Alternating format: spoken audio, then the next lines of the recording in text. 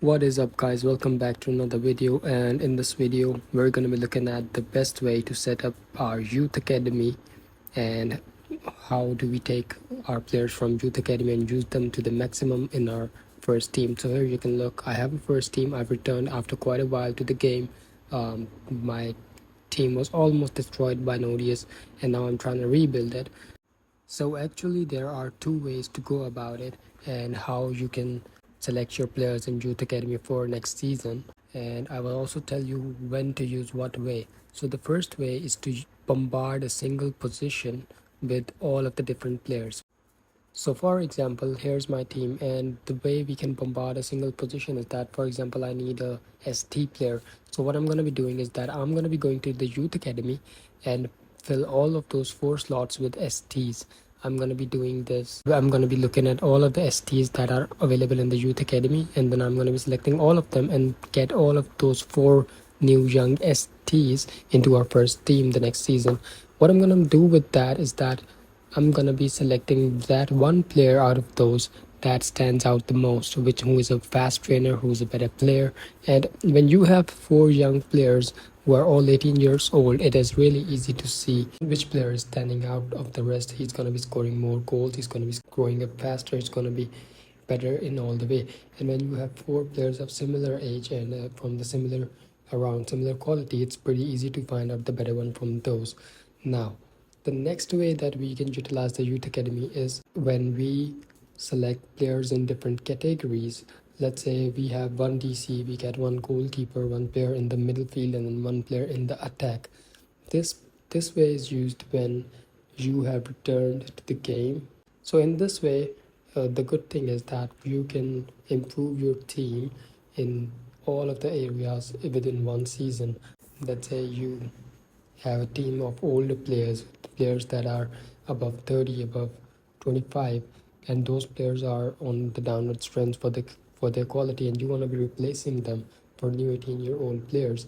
What you can do is that select all these different players in different positions in your youth academy and utilize them in order to get better players in all of the positions within a single season. Okay, so now let's move on to when you should be using first one or the second one.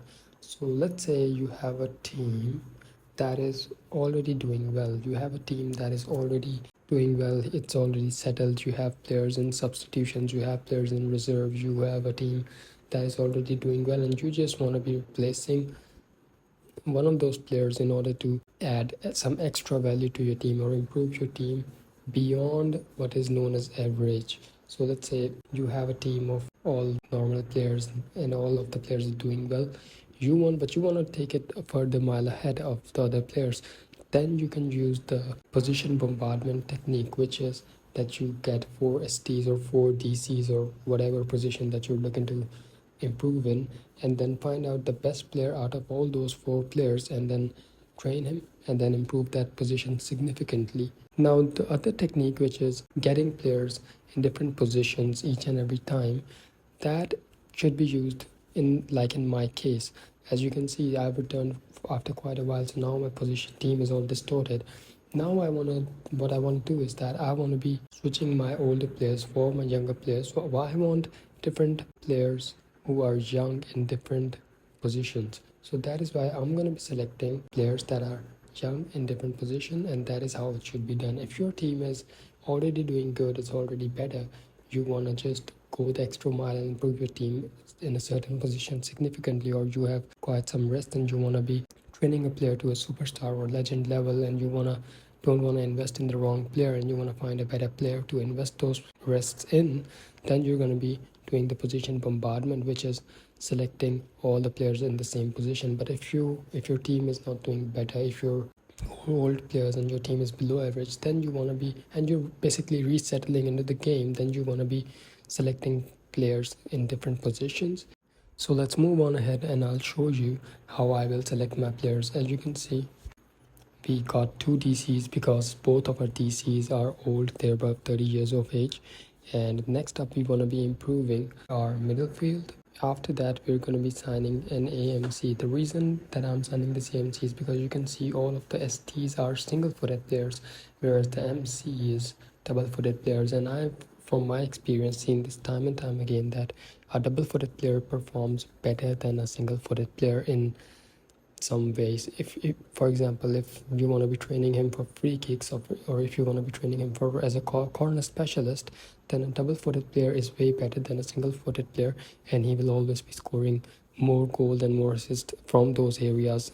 So basically, this guy can become a really good set piece taker, and he will and a single-footed player would only be scoring from the foot he's good at, whereas a double-footed player can score from both ways. So this guy can become a very nice corner taker or a very nice free kick specialist, and that is why we're going to be using this guy. Alright, so now you can see I've selected players in different position, mostly central because I play a central formation. We'll talk about that someday else. Until next time, guys, peace out.